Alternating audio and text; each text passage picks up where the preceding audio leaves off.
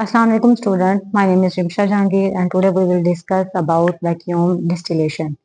So, first of all we will see what is vacuum distillation, its working and for what liquid this technique is used. Vacuum distillation हम ऐसे liquid को miscible liquid को separate करने के लिए करते हैं कि जिनका जो बॉइलिंग पॉइंट आने से पहले ही कंपाउंड जो है वो डिकम्पोज होना शुरू हो जाते हैं।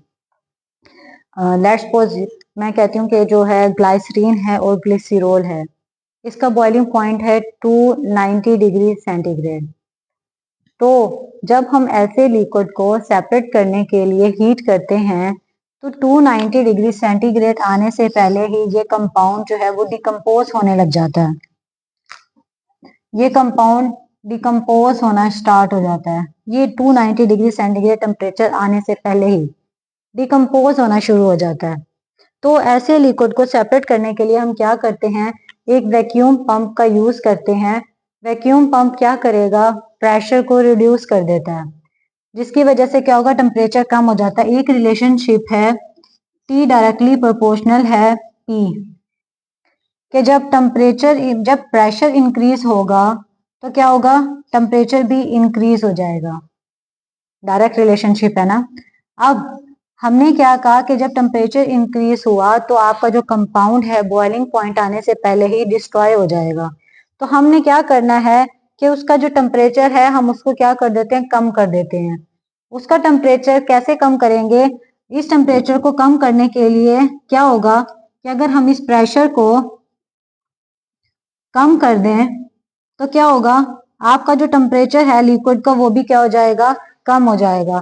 तो इस तरह से जो कंपाउंड है वो डिकम्पोज नहीं होंगे और सेपरेट भी हो जाएंगे। ठीक है, इसके लिए हम क्या करेंगे, हमने प्रेशर कम करने के लिए हम क्या करते हैं, वैक्यूम पंप का यूज करते हैं।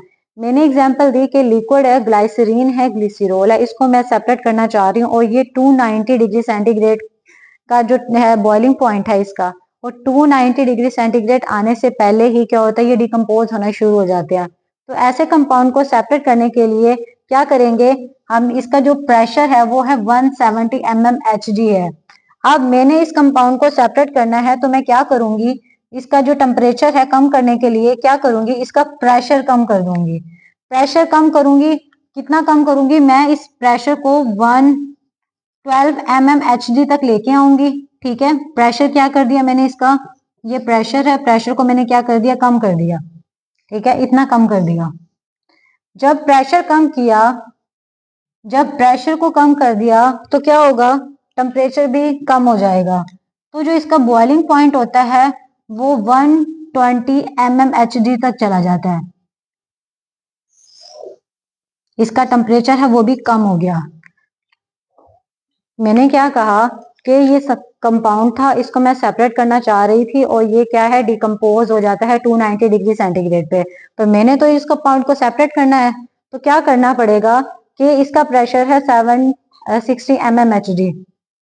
तो टेम्परेचर को कम करने के लिए मैं क्या करूंगी, इस प्रेशर को कम कर दूंगी। प्रेशर कैसे कम करूंगी, एक वैक्यूम पंप लगा दूंगी। एक वैक्यूम पंप लगा देंगे और वैक्यूम पंप लगाने से क्या होगा कि प्रेशर कम हो गया। प्रेशर कम होने से क्या होगा, टेम्परेचर कम हो जाएगा।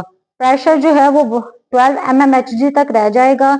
जब प्रेशर कम होगा तो आपका जो टेम्परेचर है उसका जो बॉइलिंग पॉइंट है वो भी कम हो जाएगा। कितना कम हो जाएगा, 120 mmHg।